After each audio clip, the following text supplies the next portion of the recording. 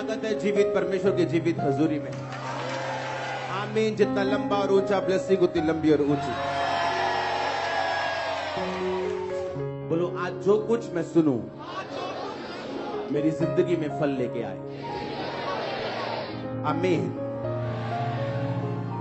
पहला इतिहास 14 उसकी 8 आयत में लिखा, जब फलिश्तियों ने सुना कि पूरे इज़राइल का राजा होने के लिए दाऊद का अभिषेक हुआ, तो वो दाऊद की खोज में उस पर चढ़ाई करने के लिए निकले। तब दाऊद ने परमेश्वर से पूछा, क्या मैं फलिश्तियों पर चढ़ाई करूं? क्या तू उन्हें मेरे हाथ में कर देगा? यहोवा ने कहा, चढ़ाई कर, क्योंकि मैं उन्हें तेरे हाथ में कर दूंगा। सब बोलो आमीन। इसलिए जब वो बाल परासीम को आए और दाऊद ने उनको वहीं मारा, और दाऊद ने कहा, परमेश्वर मेरे द्वारा मेरे शत्रुओं पर जल की धारा के समान टूट पड़ा है। इस कारण उस स्थान का नाम बाल परासीम रखा गया। वहां वे अपने देवताओं को छोड़ गए और दाऊद की आज्ञा से वो आग लगाकर फूंक दिए गए। फिर दूसरी बार फलिश्तियों ने उस तराई में धावा बोला। तब दाऊद ने परमेश्वर से फिर पूछा।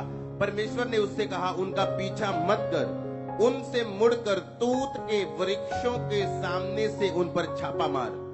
जब वह तूत के वृक्षों की फुनगियों में से सेना के चलने सी आहट तो सुनाई पड़े, तो ये जानकर कि यहोवा उनसे युद्ध करने को निकल पड़ा है, तुम ये जानकर आगे चले जाना। परमेश्वर की इस आज्ञा के अनुसार दाऊद ने किया, और इज़राइल ने फलिश्तियों की सेना को गिबोन से लेकर गेजेर तक मार दिया। तब दाऊद की कीर्ति सब देशों में फैल गई, और यहोवा ने सब जातियों के मन में उसका भय भर दिया। सब बोलो आमीन।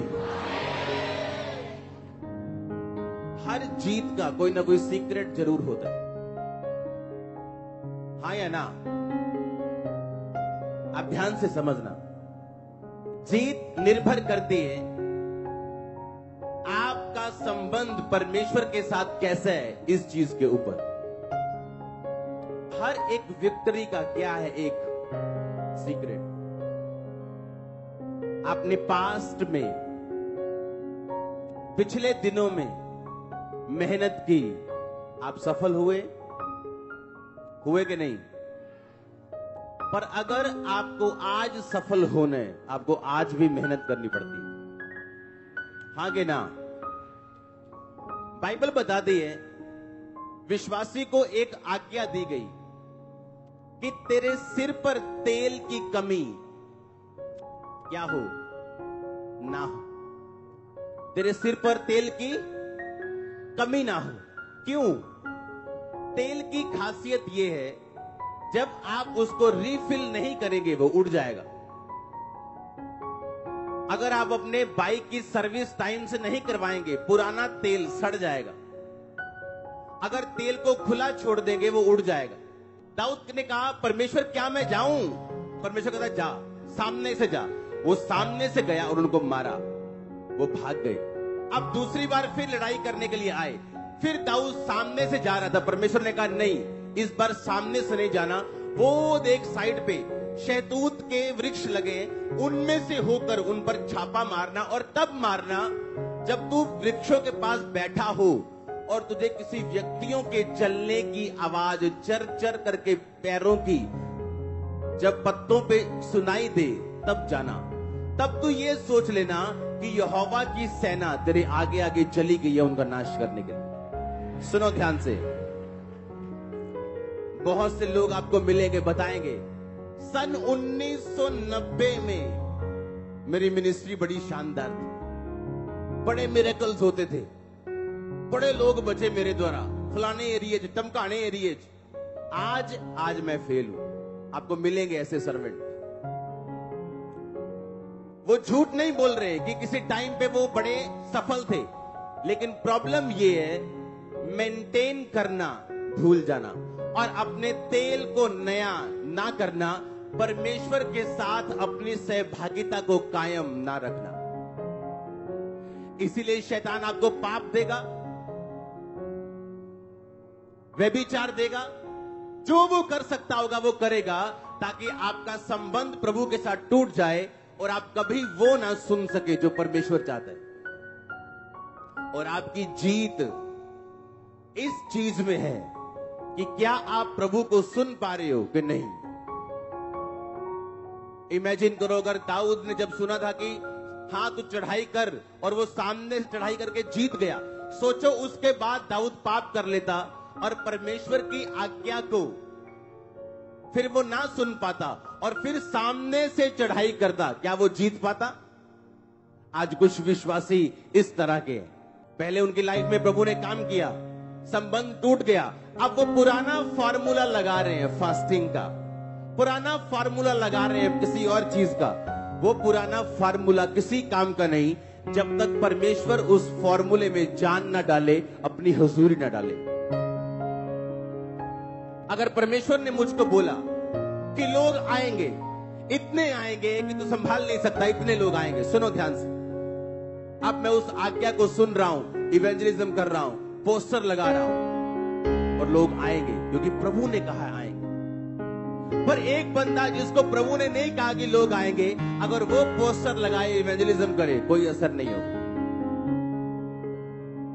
वो कहेगा हमने भी पोस्टर लगाए, हमने भी बड़ी बड़ी फ्लेक्सें लगाई, हमने भी फेसबुक ओपन की है, हमने भी वीडियोस डाली है, पर हमारे लोग क्यों नहीं आते?